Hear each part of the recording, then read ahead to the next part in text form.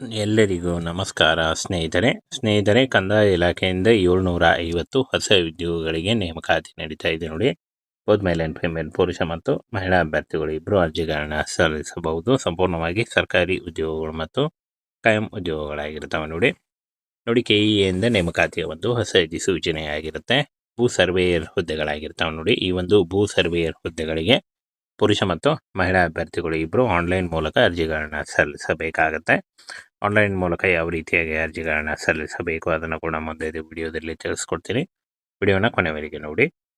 ಒಟ್ಟು ಇಲಾಖೆಯಲ್ಲಿ 750 ಹುದ್ದೆಗಳಿಗೆ ಹೊಸ ಅಧಿಸೂಚನೆಯ ಮೂಲಕ ಒಂದು ನೇಮಕಾತಿಗಾಗಿ ಅಧಿಸೂಚನೆಯನ್ನು ಬಿಡುಗಡೆ ಮಾಡಲಾಗಿದೆ. ಈ ಒಂದು ಅಧಿಸೂಚನೆಯನ್ನು ನಮ್ಮ ಟೆಲಿಗ್ರಾಮ್ ಚಾನಲ್ ಇರುತ್ತೆ ನೋಡಿ, ಅಲ್ಲಿ ಹೋಗಿ ನೀವು ಡೌನ್ಲೋಡ್ ಮಾಡಿಕೊಂಡು ಇನ್ನೂ ಹೆಚ್ಚಿನ ಮಾಹಿತಿಯನ್ನು ತಿಳ್ಕೊಳ್ಬಹುದಾಗಿರುತ್ತೆ. ಹಾಗೆ ಇಲ್ಲಿ ನೋಡಿ, ಭೂ ಸರ್ವೇಯರ್ ಹುದ್ದೆಗಳಾಗಿರ್ತವೆ. KK ಮತ್ತು RPC ಮೂಲಕ ಭರ್ತಿಯಾಗುತ್ತೆ ಅಂತ ಕೊಟ್ಟಿದ್ದಾರೆ ನೋಡಿ. ಕಂದಾಯ ಇಲಾಖೆಯಲ್ಲಿ ಖಾಲಿ ಇರತಕ್ಕಂಥ ಭೂ ದಾಖಲೆ ಭೂ ಸರ್ವೇಯರ್ ಹುದ್ದೆಗಳಿಗೆ ಹೊಸ ಅಧಿಸೂಚನೆ ಬಿಡುಗಡೆಯಾಗಿದೆ. 7 ಆಗಸ್ಟ್ 2026 ಅರ್ಜಿ ಸಲ್ಲಿಸಲಿಕ್ಕೆ ಕೊನೆಯ ದಿನಾಂಕ ಆಗಿರುತ್ತೆ. ಆನ್ಲೈನ್ ಮೂಲಕ ನೀವು ಅಪ್ಲಿಕೇಶನ್ ಫಾರ್ಮನ್ನು ಫಿಲ್ ಮಾಡುವುದರ ಮೂಲಕ ಅರ್ಜಿಗಳನ್ನ ಸಲ್ಲಿಸಬೇಕಾಗುತ್ತೆ. ಅದರ ಒಂದು ಡೈರೆಕ್ಟ್ ಲಿಂಕನ್ನು ವಿಡಿಯೋ ಡಿಸ್ಕ್ರಿಪ್ಷನ್ ಬಾಕ್ಸಲ್ಲಿ ಕೊಟ್ಟಿರ್ತೀನಿ ನೋಡಿ, ಅಲ್ಲಿ ಹೋಗಿ ನೀವು ಡೈರೆಕ್ಟಾಗಿ ಆನ್ಲೈನ್ ಮೂಲಕ ಅರ್ಜಿಗಳನ್ನ ಸಲ್ಲಿಸಬೇಕಾಗತ್ತೆ. ಹಾಗೆ ಆನ್ಲೈನ್ ಅರ್ಜಿ ಸಲ್ಲಿಸುವಾಗ ಯಾವ ಒಂದು ಡಾಕ್ಯುಮೆಂಟ್ಗಳು ಬೇಕಾಗುತ್ತೆ ಅಂತ ಅದನ್ನು ಕೂಡ ಮುಂದೆ ವಿಡಿಯೋದಲ್ಲಿ ತಿಳಿಸ್ಕೊಡ್ತೀನಿ. ವಿಡಿಯೋನ ಕೊನೆವರೆಗೆ ನೋಡಿ.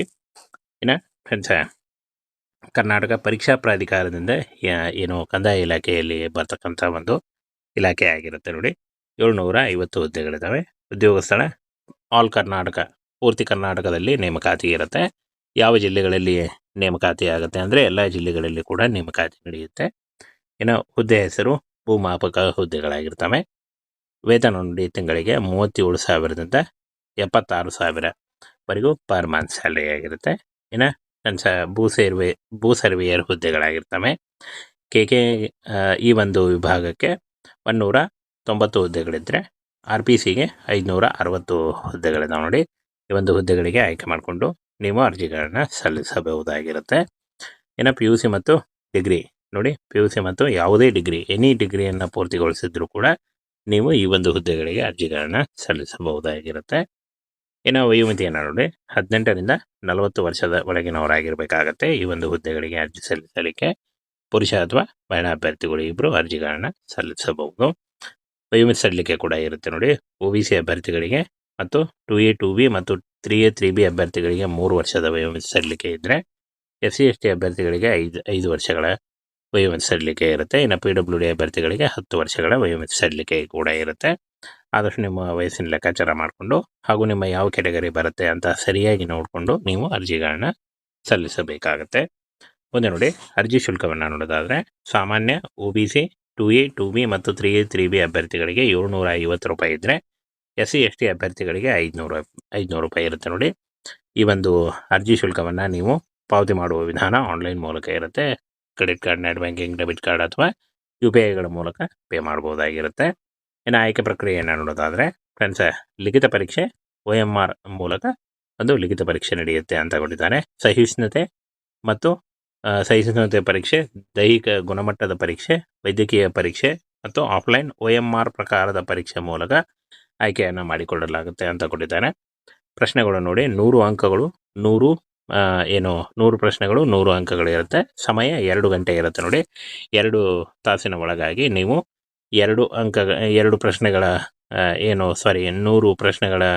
100 ಅಂಕಗಳ ಒಂದು ಪ್ರಶ್ನೆಗಳಿಗೆ ಈ ಒಂದು ಲಿಖಿತ ಪರೀಕ್ಷೆಗೆ ನೀವು ಪರೀಕ್ಷೆಗೆ ಬರಿಬೇಕಾಗುತ್ತೆ ಅಂತ ಹೇಳಿದ್ದಾರೆ. ಪ್ರತಿ ತಪ್ಪು ಉತ್ತರಕ್ಕೆ -2.5 0.2.5 ಒಂದು ಪ್ರತಿ ಉತ್ತರಕ್ಕೆ ಋಣಾತ್ಮಕ ಅಂಕಗಳು ಇರ್ತವೆ ಅಂತ ಹೇಳಿದ್ದಾರೆ.